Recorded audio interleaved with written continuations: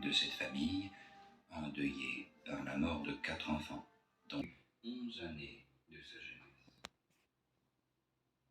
En approchant de la vitre, à droite de la cheminée, vous pouvez voir la salle à manger où chaque jour, la famille prenait ses repas. C'est dans cette pièce que Thérèse dîna pour la dernière fois, la veille de son... Thérèse se reprend, essuie ses yeux, redescend, et joue, l'investit subitement. La charité entra dans son cœur avec le besoin de s'oublier toujours.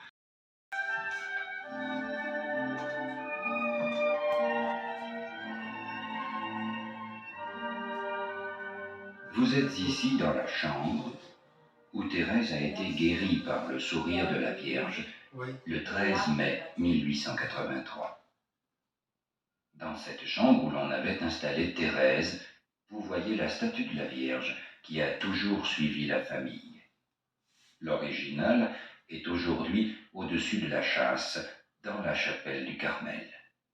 Celle-ci est une copie. Le lit, les 2 commodes, la garniture de cheminée et la glace sont d'époque.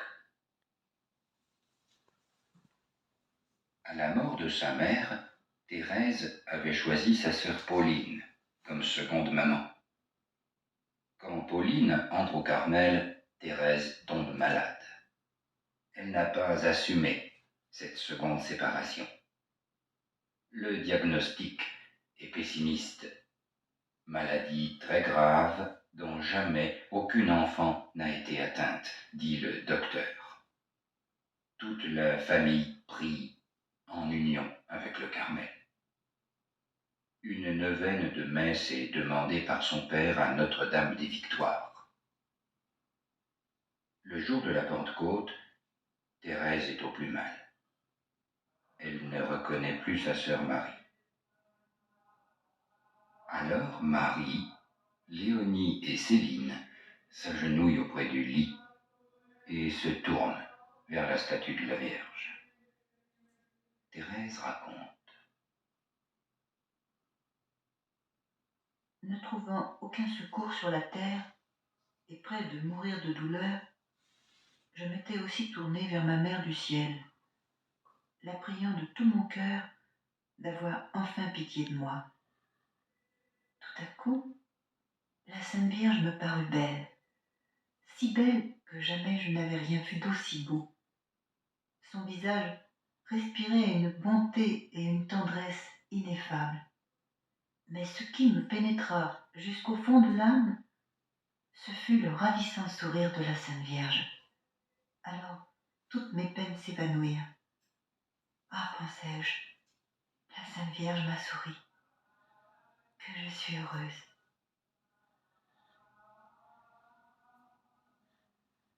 Par cette manifestation du sourire de la Vierge, Thérèse a reçu dans son cœur une grâce de confiance. Elle était sûre d'être aimée de sa mère du ciel et elle ne manquait pas de la prier chaque jour de sa vie.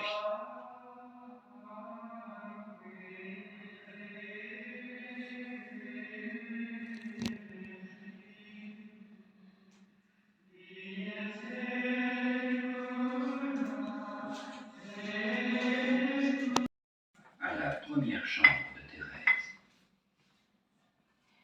Ici est la première chambre de Thérèse.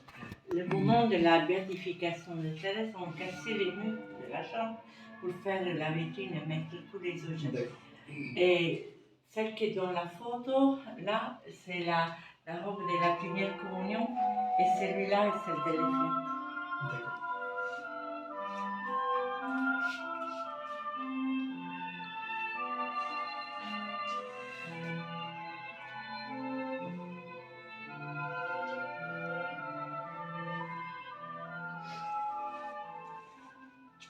Vous êtes dans la chambre que Thérèse a partagée avec Céline depuis l'âge de 4 ans et demi jusqu'à 10 ans.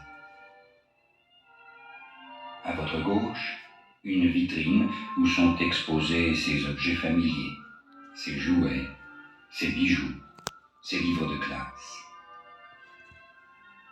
La grande robe et celle de sa première communion. À gauche, celle qu'elle mettait pour les fêtes. À droite, sur son bureau, le crucifix devant lequel elle priait pour demander la conversion de Pranzini.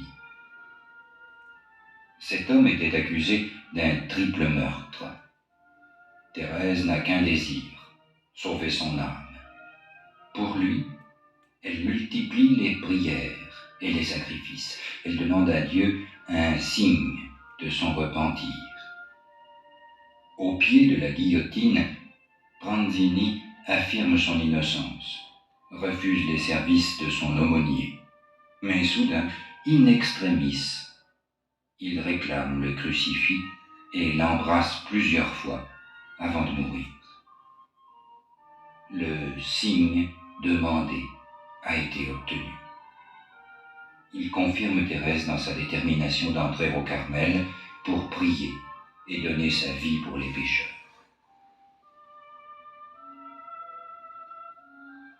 Autour de la pièce, des aquarelles peintes par une religieuse du Carmel, sous l'inspiration de Céline, illustrent la vie de Sainte Thérèse.